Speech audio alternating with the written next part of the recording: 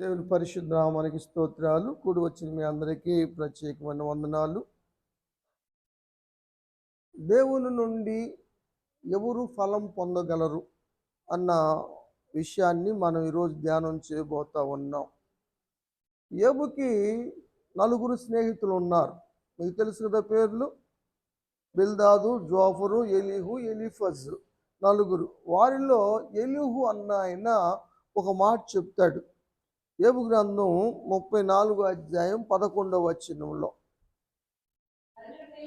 నరుల క్రియలకు తగినట్లుగా ఫలమును దేవుడిచ్చును.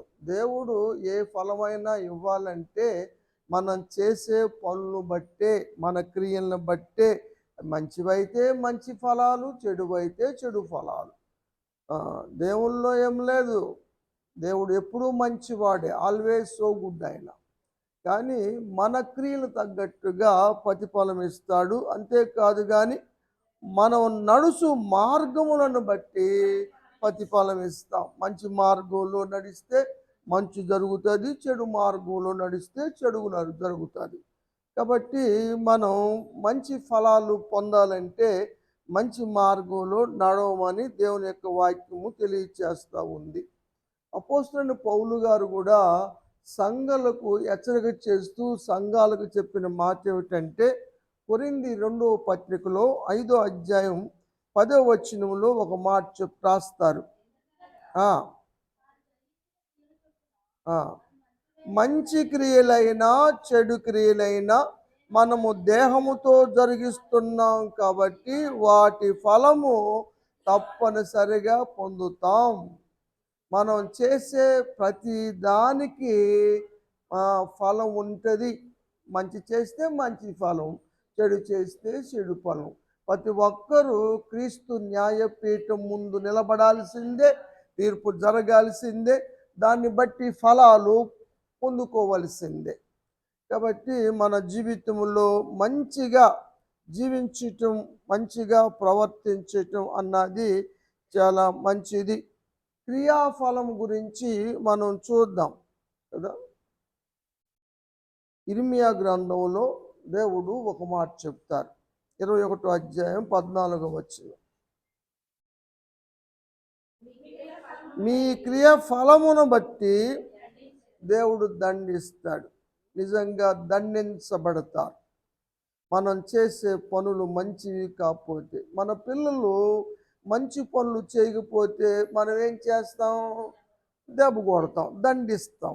అదేవిధంగా ఎందుకు దండిస్తాం? అమ్మ మీద అంత కోపం ఏంది? 9 మాసాలు మోసి కూడా కని కూడా అది ఇక చేయొద్దమ్మా, అది తప్పమ్మా అని దానికోసం ప్రేమతోనే. దేవుడు కూడా దండించేది ప్రేమతోనే. దేవుడు అంటాడు, నేను ప్రేమించే వారిని అందరినీ దండిస్తాను, గద్దిస్తాను అని చెప్తాడు దేవుడు. కాబట్టి మన క్రియలు సరిదిద్దుకుంటం కోసమే 12 మంది సహోదరుల మధ్య పెరిగింది దీన. కానీ ఆమె క్రియలు బాగాల. ఎవరు లెక్క చేసింది? 12 మంది సహోదరులు ఉండాలి. ఒకళ్ళు కాదు, ఇద్దరు కాదు, 12 మంది అన్నలు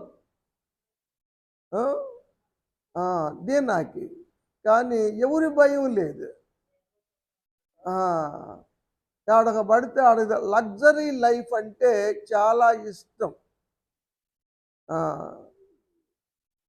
ఎస్తేరులాగా లోబడిన జీవితము, సింపుల్సిటీ లేదు. కాబట్టి ఆమె మరి దండించబడింది. ఆమె ద్వారా అన్నలు అంతకులయ్యారు, శాపగ్రస్తులయ్యారు. నిజంగా నేను దేవుణ్ణి నమ్ముకోవడం కూడా మీ వల్ల నేను ఎంత నామోషి తలెత్తుకోలేకపోయాను అని యాకోబు అన్నాడు వాళ్ళతో కదా. కుమారులతో అంటాడు కదా. అప్పుడు అక్కడి నుంచి బయలుదేరి వస్తారు. కాబట్టి క్రియను బట్టి దీని ప్రతిఫలం పొందింది. వస్తీ కూడా అలాగానే క్రియలు సరిలేక, లోబడే తత్వం లేక ఆమె కూడా రాజరికాన్ని పోగొట్టుకుంది. ఆమె పోగొట్టుకున్న దాన్ని ఎస్తేరు పొందుకోగలిగింది. ఏదైనా ఒకడు పోగొట్టుకుంటేనే ఒకడు పొందుకోగలుగుతారని పెద్దలు చెబుతూ ఉంటారు. కాబట్టి క్రియలు మనం మంచిగా ఉంటే ఆ, దేవుడు మన ప్రవర్తనను మన క్రియలను చూస్తానే ఉన్నాడు.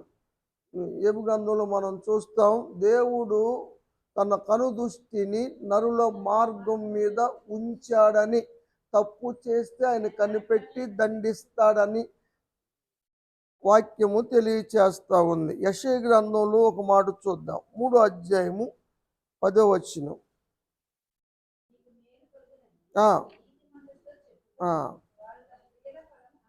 అది నీతిమంతులకి ఎప్పటికీ మేలే జరిగిద్ది. ఆలస్యం కావచ్చేమో కానీ ఫలం మాత్రం నిక్కచ్చిగా, మేలు మాత్రం తప్పనిసరిగా జరుగుతుంది. అందుకనే బైబిల్ పండితులు అంటారు, ఆలస్యం జరిగినా కూడా దేవుడు అన్యాయం మాత్రం చేయడు. కొంచెం ఆలస్యం అవ్వచ్చేమో కానీ అన్యాయం మాత్రం జరగదు. కాబట్టి మేలే జరిగిస్తాడు దేవుడు. ఆలస్యం వెనక అద్భుతాలు ఉంటాయి. ఆలస్యం ధరక చాలా శ్రేష్టమైన జీవితాలు ఉంటాయి కదా. అన్న సంతానం ఆలస్యం అవటానికి ప్రవక్త పుట్టటానికే, సమూయేలు లాంటి న్యాయాధిపతి గొప్ప ప్రవక్త పుట్టడం కోసమే ఆ ఆలస్యం. కాబట్టి ఆలస్యం వెనక అద్భుతాలు ఉన్నాయి. ఆ సత్యాన్ని మనం గమనించి తొలగిపోకూడదు. త్వరగా నిర్ణయాలు తీసుకునేవారు, త్వరగా నడుచువారు త్రోవ తప్పుతారని బైబిల్ గ్రంథం హెచ్చరిక చేస్తూ ఉంది.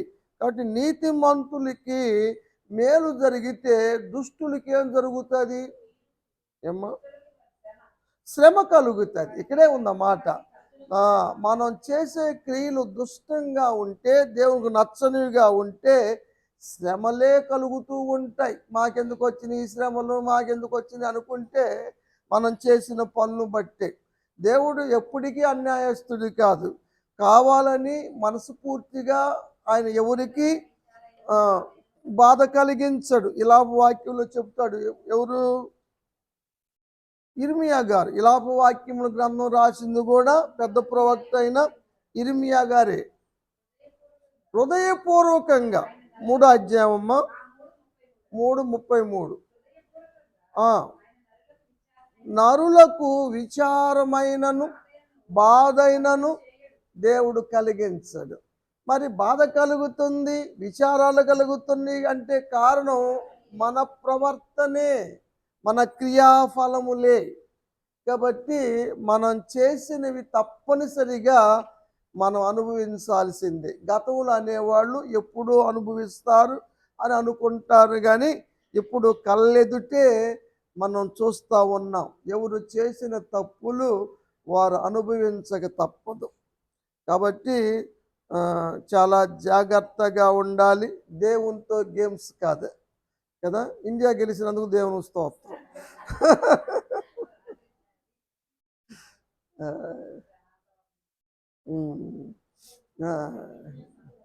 అది మంచిది.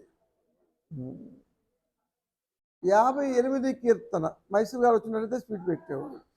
58:11 కీర్తన గ్రంథం. నిశ్చయముగా నీతిమంతులకు ఫలము కలుగుతుంది. మనం ఎంత నీతిగా ఉంటే అంత మంచిది, అంత మంచి ఫలం పొందుకుంటాం. మంచి సంబంధం అమ్మాయికి వస్తుంది కదా. ఇప్పుడు ధనమ్మని అన్నారు, ఎప్పుడు చేస్తావు జయశ్రీకి అన్నారు. అసలు దేవుడిని ఎందుకు నమ్ముకున్నారు, బాప్తీసం ఎందుకు ఇప్పించారు అన్నారు. సంబంధాలన్నీ కూడా మంచి వస్తున్నాయి, అందరూ అన్యులే వస్తున్నారు, దేవుడు నమ్మని వాళ్ళు వస్తున్నారు అన్నారు. మరి ఇప్పుడు ఏమంటున్నారు? మరి బ్రహ్మాండమైన సంబంధం కుదిరింది, బాగా జరిగింది. ఈ నోరులే కదా. అట్లానే ఆలస్యమైన దేవుడు మంచి చేస్తాడన్న విశ్వాసంతో ఉండండి, మంచిగా ఉండండి. ఆలస్యం జరుగుతుందని త్రోవ తొలగమాకండి. విశ్వాసాన్ని, నిరీక్షణ కోల్పోమాకండి. ఆ సత్యాన్ని మీరు గమనించమని దేవుని యొక్క వాక్యము తెలియచేస్తూ ఉంది. యేసు ప్రభువారు అంటారు, ఆయన వచ్చే తన రెండవ రాకడలో అంటే మరలా వచ్చే సమయంలో ఏం జరుగుతుందో చెప్తారు యేసు ప్రభువారు. మత్తయి సువార్త 16వ అధ్యాయం 27వ వచనం.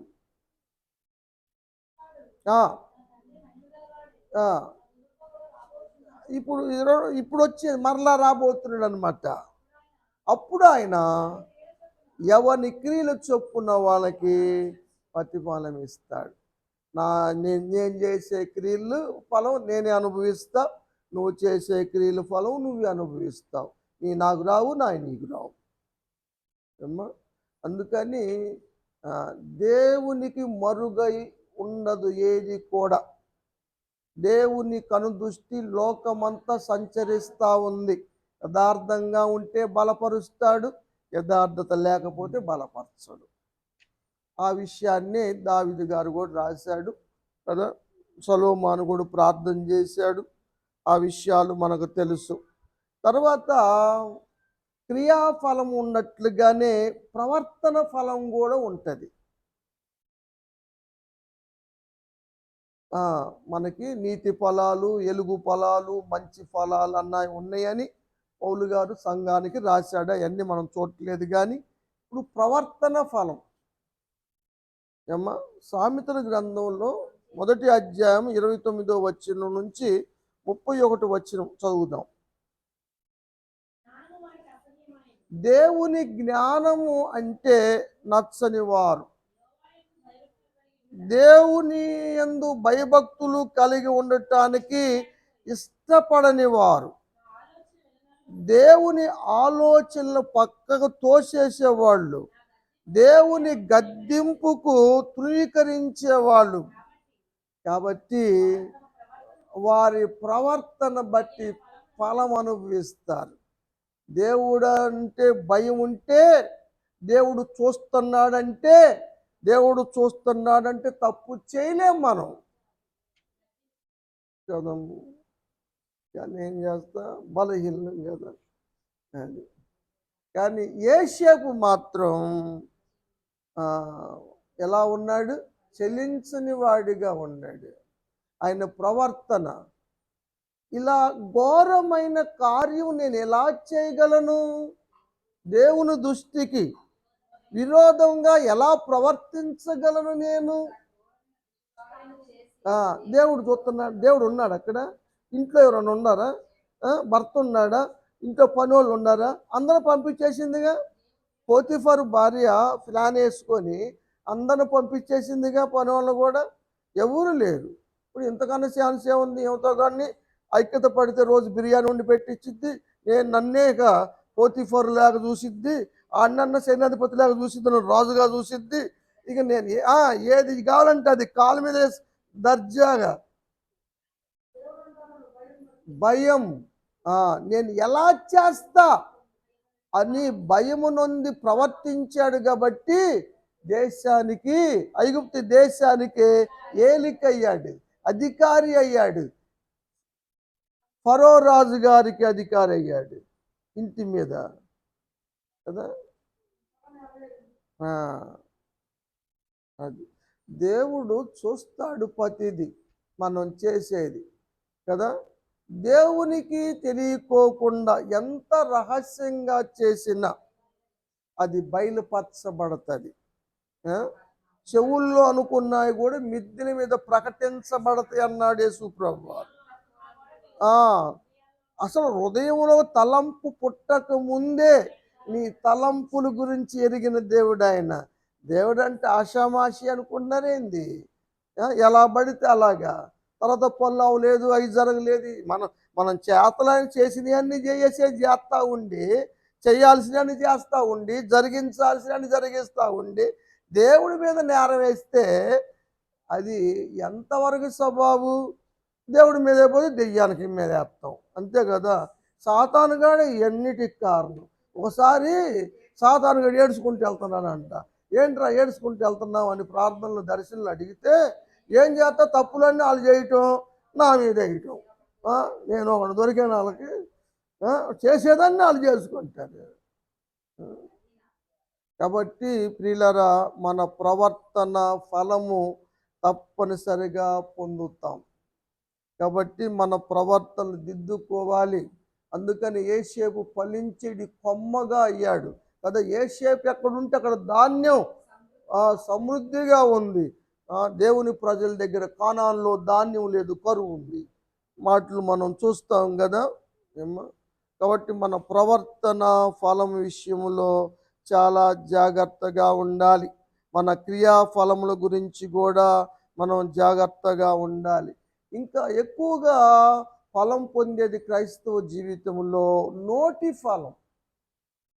నోటి ఫలం కూడా కదా మానవులు తప్పనిసరిగా అనుభవిస్తారు. సొలొమోను రాస్తాడు 12వ అధ్యాయం సామెతల గ్రంథం 14వ వచనం, తన నోటి ఫలము చేత తృప్తిగా మేలు పొందును. మనం మంచిగా, మన నోరు మంచిదైతే ఊరు మంచిదే అంటారు పెద్దలు కదా, ఎక్కడైనా కదా. అది రాజధానిలో నుంచి మేము వచ్చి 23 సంవత్సరాలు ఈ ప్రాంతానికి బతికేస్తున్నాం దేవుని కృపలో. అవును, చంద్రబాబు నాయుడు ఇల్లు ఉంది కదా, దానికి దగ్గరలో మా ఇల్లు. ఇక్కడికి వచ్చేసాం అన్ని వదులుకొని. నోరు మంచిదైతే దానికి ఫలం. 18వ అధ్యాయం 21వ వచనం, జీవ మరణములు నాలుక వశములోనే ఉన్నాయి, దాని ఫలము తిందురంటే అనుభవిస్తారని. తప్పనిసరిగా నోటి ఫలం తప్పనిసరిగా అనుభవిస్తారు. అందుకని గవ్వాల ఏ మాటకు వస్తే వాక్ స్వాతంత్రం ఉందని ఏ మాట మాట్లాడితే ఆ మాట మాట్లాడితే ఇప్పుడు జైలు వేస్తున్నారు. లిమిట్ దేనికైనా ఒక పద్ధతి ఉంది కదా. అరే బాబు, అతిశయపడమాక, గర్వపడమాక, దేవుడు నేను చూపించాడు, హెచ్చరించాడు, కంటి గర్వాన్ని అతిశయాన్ని తగ్గించుకొని ఉండు అని దానియేలు నెబుకద్నెజరు రాజుకు చెబితే ఒక 12 నెలలు మాత్రం అణిగున్నాడు. కానీ తర్వాత బబులోను దేశంలో రథం మీద వెళ్తూ ఏమి కట్టించా నా నామగంధ కోసం అని 4వ అధ్యాయం దానియేలు గ్రంథం 31వ వచనం, నోట్లో నుంచి మాట వచ్చేసింది అంతే. ఆకాశవాణి పలికింది, రాజా ఇదిగో ఇదే నీకు ఆజ్ఞ, నీ రాజ్యం పోయిద్ది, నిన్ను తరుముతారు మనుషులు, నువ్వు అడవి జంతువుల మధ్య 7 కాలాలు బ్రతుకుతావు, గడ్డి మేస్తావు పశువులాగా. దేవుడు అన్నిటి మీద అధికారి, ఆయనకి ఎవరికి ఇవ్వాలంటే ఆయనకి ఇస్తాడు అని నువ్వు తెలుసుకునేదాకా 7 కాలాల పాటు నువ్వు అడవిలోనే ఉంటావు.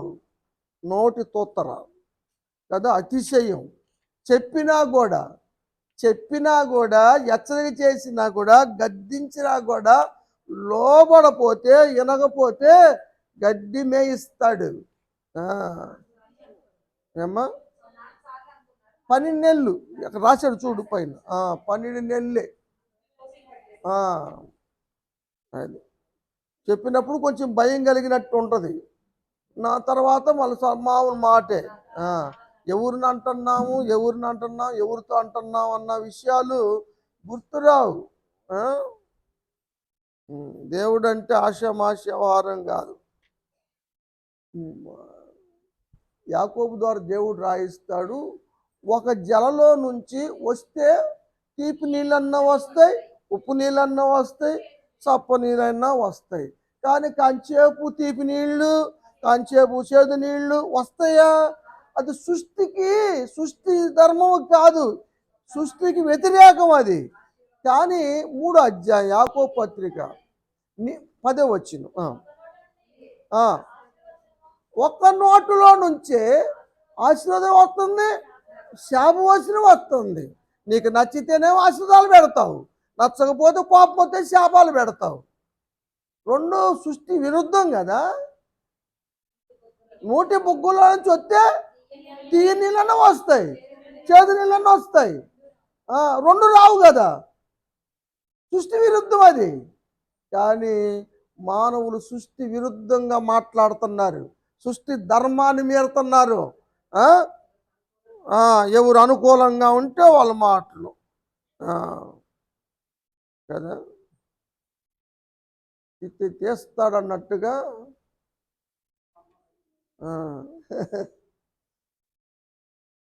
ఏవు గ్రంథంలో ఉంది, తిత్తి తీస్తాడు. అది పైత్యపు తిత్తి తీస్తాడు దేవుడేనుంది. సరే, తన పెదవులు అపవిత్రమైపోతే యెషయా గారు పశ్చాత్తాపడితే ఆ పెదవులకు ప్రాయశ్చిత్తం జరిగింది. ఆయన అంటాడు 50వ అధ్యాయం 4వ వచనం యెషయా గ్రంథం.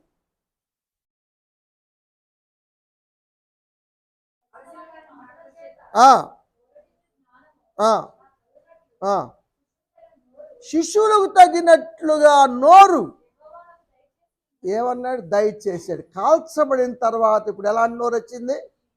శిశువులకు తగినట్లుగా. విశ్వాసుకు తగ్గ నోరు నీకుండాలి, దైవజను తగ్గ నోరు నాకు ఉండాలి. ఉండయా? అంతకు మించి ఉండయా? అంతకు మించి ఉంటే ఇంకంతే, ప్రాయశ్చిత్తమే. 49:2 ఆడదాకా వెళ్ళాం కాబట్టి. దేవుడు కత్తిలాగా చేశాడు. ఒకప్పుడు అపవిత్రమైనవి ఇప్పుడు మార్చబడ్డాయి, ప్రాయశ్చిత్తం జరిగింది. ఇప్పుడు నోరు, శిశువును తగ్గ నోరు వచ్చేసింది. ఇప్పుడు వాక్య ఖడ్గంలాగా అయింది కదా, శత్రువును సంహరించటానికి. దావీదు అంటాడు ఒక మాట, 39వ కీర్తన 1వ వచనం.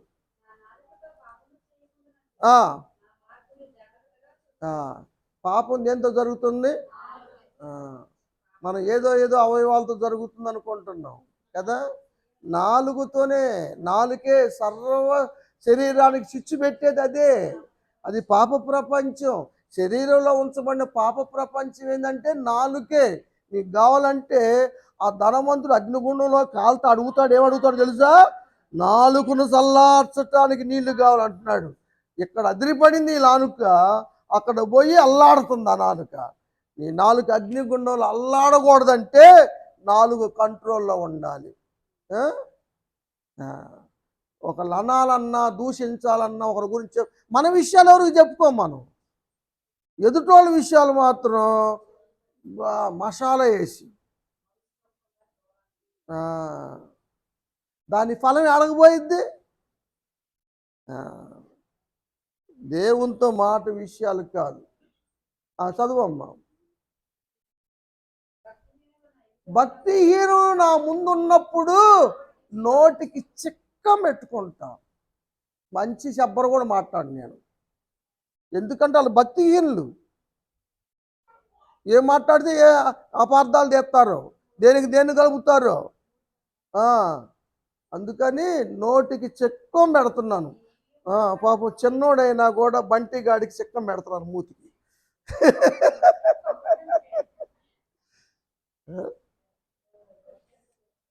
చిన్నపిల్ల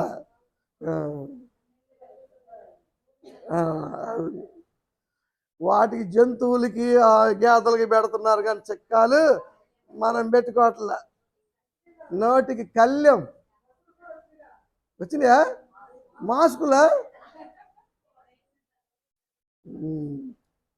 అది మౌనంగా ఉంటూ నేర్చుకున్నాడు. 141 కీర్తనలో 3వ వచనం.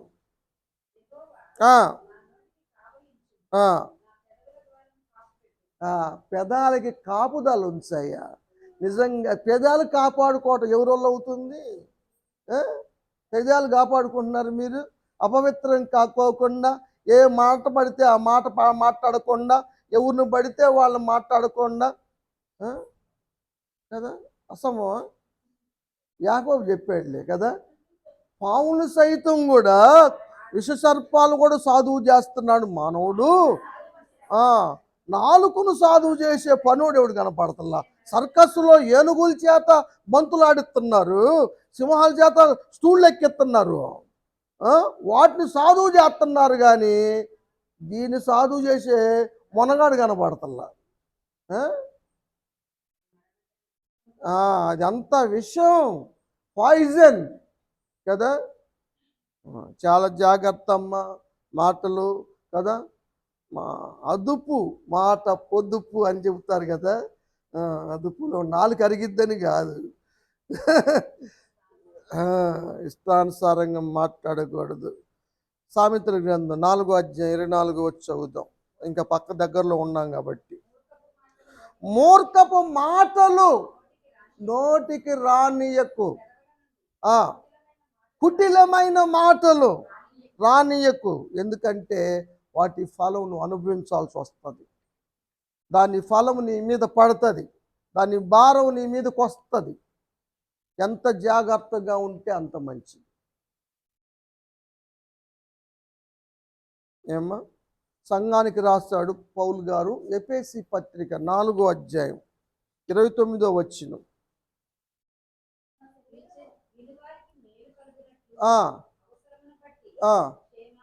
మీకు చేత అయితే మంచి మాటలు మాట్లాడండి కదా. వాళ్ళు అంటారు శుభం పోయాజ్ అంటారా,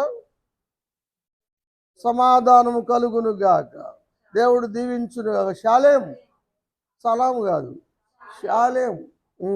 అట్ట మారింది ఆఖరికి అది.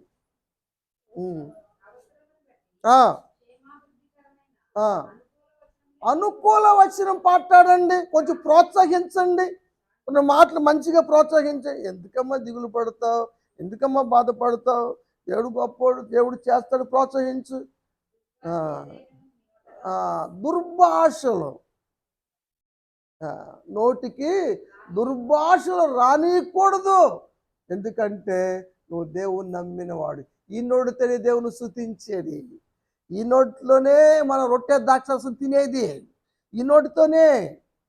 జాగ్రత్త ప్రియులారా, ఎలా పడితే అలా మాట్లాడటానికి కుదరదు.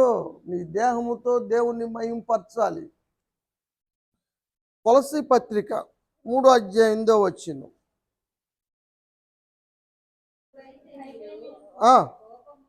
కోపాన్ని మానండి, ఆగ్రహాన్ని విడిచిపెట్టండి, దుష్టత్వాన్ని తీసేయండి, దూషణ, నీ నోట బూతులు విసర్జించాలి. సరే, బాప్తీసం తీసుకోకముందు దేవుడు నమ్మకముందు తీసేద్దాం. బాప్తీసం తీసుకొని దేవుని నమ్ముకొని బాప్తీసం తీసుకున్న తర్వాత కూడా నేను ఒక్క బూతు మాట్లాడాలన్న వాళ్ళు ఎవరైనా ఉన్నారంటారా? భూతార్థం తెచ్చుకోమంటారా ఎతకటానికి?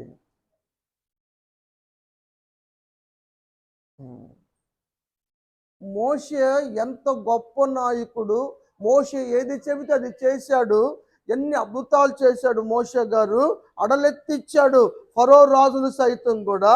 అలాంటి గొప్ప మోషే కాని మాట మాట్లాడి కనాను దేశానికి వెళ్ళలేకపోయాడు. మనం అందరం వెళ్తామా? ఇక్కడ బూతులు మాట్లాడి నోటికి ఎత్తొచ్చినన్ని మాట్లాడి రేపు పరలోకం వెళ్తారా? ఆశ పెట్టుకుంటున్నారు. అందుకని నోరు జాగ్రత్త అమ్మా, నోరు జాగ్రత్త. నోటి ఫలం తప్పనిసరిగా అనుభవిస్తావు. ఒకరి మీద ఒకరు సాడులు చెప్పుకోమాకండి. వాటి నిష్ప్రయోజనమైన ముసలమ్మ చోట పాట పాడుతున్నారు. ఎందుకు వద్దు, అలాంటివి చేయకూడదు.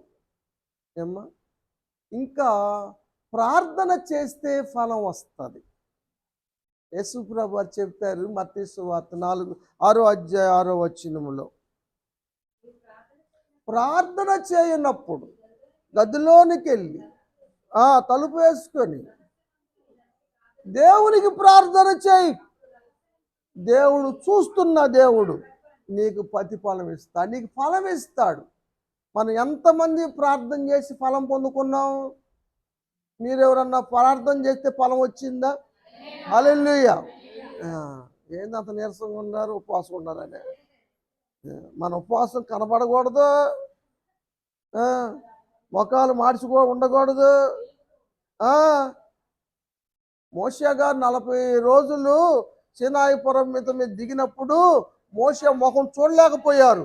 ఎందుకంటే మోషే ముఖం ప్రకాశిస్తా ఉంది. దేవునితో గడిపితే మోకాలు ఎట్టుండాలి?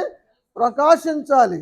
యేసుప్రభు వారు రూపాంతర కొండ మీద ప్రార్థన చేస్తూ ఉంటే యేసుప్రభు వారు ముఖం చూడలేకపోయారు పేతురు యోహానులు.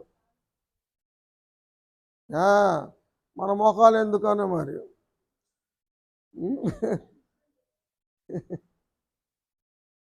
ప్రార్థన ద్వారాగా మందిరానికి వచ్చి ప్రార్థన చేయండి, ఫలం పొందండి అన్న జీవితంలో జరిగింది అదే.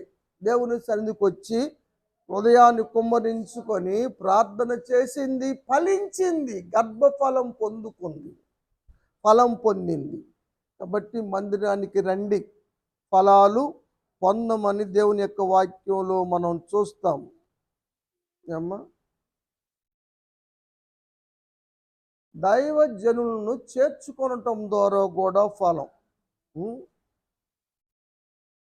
ఒక దెకపోలి వాడు తప్ప, ఆ సమరయులు కొంతమంది తప్ప యేసు ప్రభువుని వద్దన్న బ్యాచ్ లేదు కదా.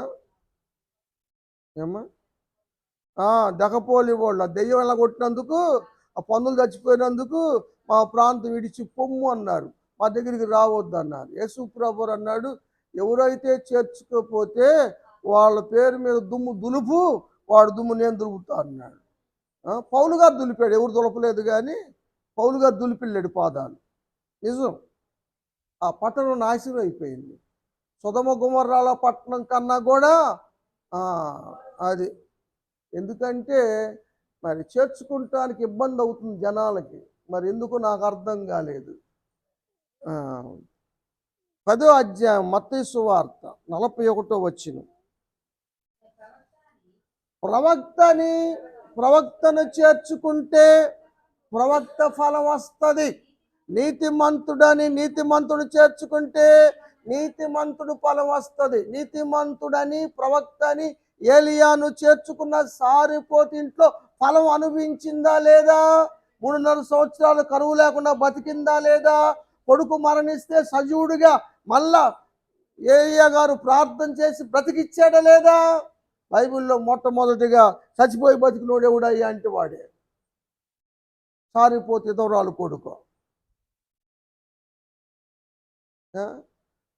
గనురాలైన సునేమీరాలు చేర్చుకొని ఎలీషాను చేర్చుకొని ఫలించిందా లేదా? ముసలోడు భర్త ఆస్తిపరుడిని ఇచ్చుంటాడు,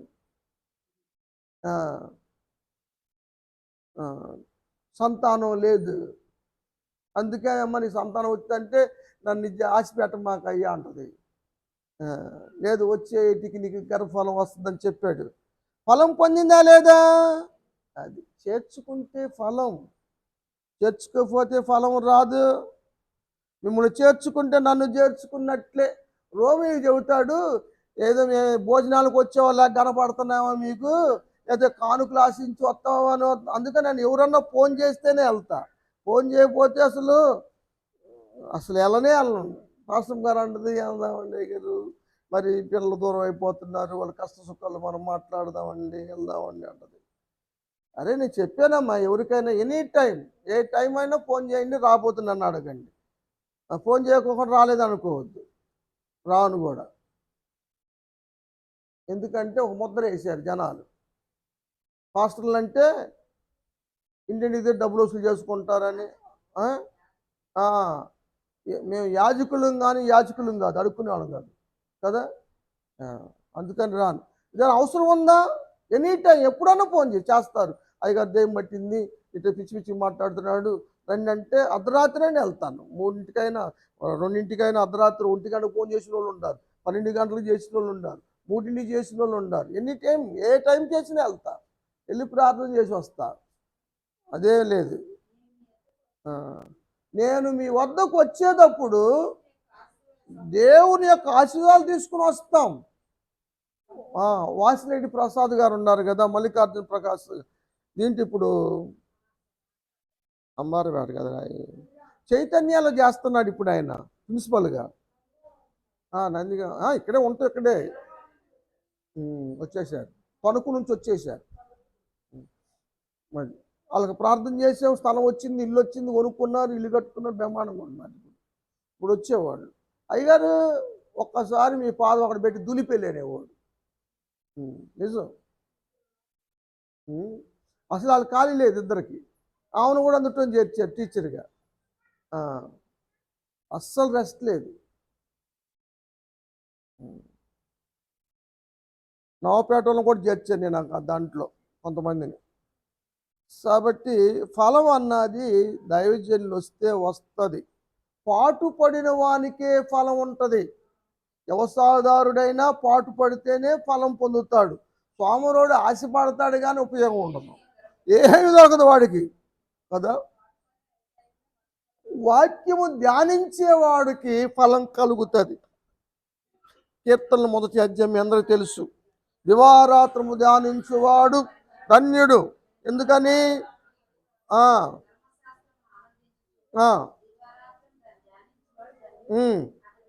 నీటి కాలుల వారను నాటబడిన వాడే ఆకువాడక తన కాలమందు ఫలమిచ్చి చెట్టు వలె ఉంటాడు.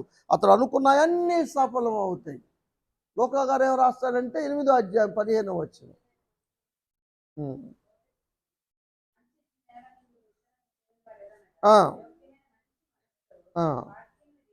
వాక్యాన్ని వినండి, అవలంబించండి, అప్పుడు ఓపిక పట్టండి, ఫలిస్తారు. 30 దంతులుగా, 60 దంతులుగా, 100 అంతల pass, second class, first class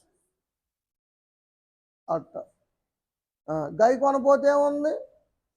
మిమ్ముల్ని ఇనువారు మాత్రమే ఉండి మిమ్ముని మీరు మోసం చేసుకోవద్దు అన్నాడు.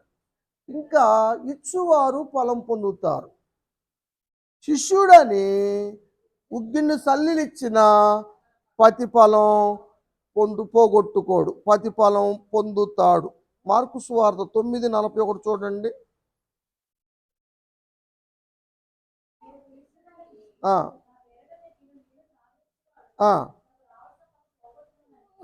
ఫలం తప్పనిసరిగా పొందుతాడు.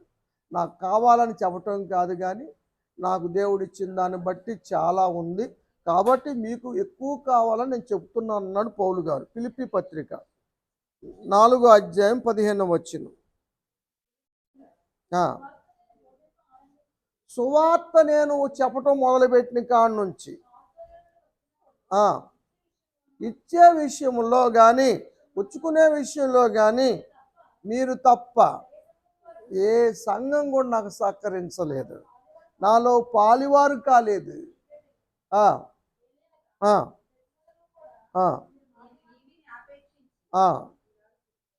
నేనేదో కోరుకొని చెప్పటం కాదు. మీ లెక్కకు విస్తారం కావాలంటే మీరు ఇవ్వటం నేర్చుకోవాలి. దేవుడు కృపను బట్టి యాసించే స్థితిలో నేను లేను. అవి కూడా దేవుడు మీ ద్వారా పంపినవే, మీ ద్వారా ఇచ్చినవే, మీరు పంపించినవి అన్నాడు పౌలు గారు కదా. మీ వల్లే పుచ్చుకున్నా నేను అవన్నీ. ఎఫ్ఎఫ్తో ఎవరు తెచ్చిన వాళ్ళు ఎవరు? వాళ్ళు కూడా ఇచ్చారు. నాకేం తక్కువ లేదు, కానీ ఇస్తే అది యాగంతో సమానం. దేవునికి ఇష్టమైనటువంటి ప్రీతికరమైనటువంటి యాగము. పెద్ద పెద్ద యాగాలు చేయక్కర్లేదు. నువ్వు నెయ్యి డబ్బాలు తీసుకొచ్చి దాంట్లో కుమ్మరించాల్సిన పనే లేదు, యాగాలు చేయక్కర్లేదు. కాబట్టి దైవజనులు ఒకవేళ సామెతల గ్రంథం మనం చెప్పి ముగిస్తాను, టైం అయింది. 11వ అధ్యాయం 24వ వచనం. వెదజల్లితే అభివృద్ధి, ఎంత జల్లితే అంతగా వస్తుంది, కానీ తగిన దానికన్నా తక్కువ ఇచ్చి లేమికి వస్తారు.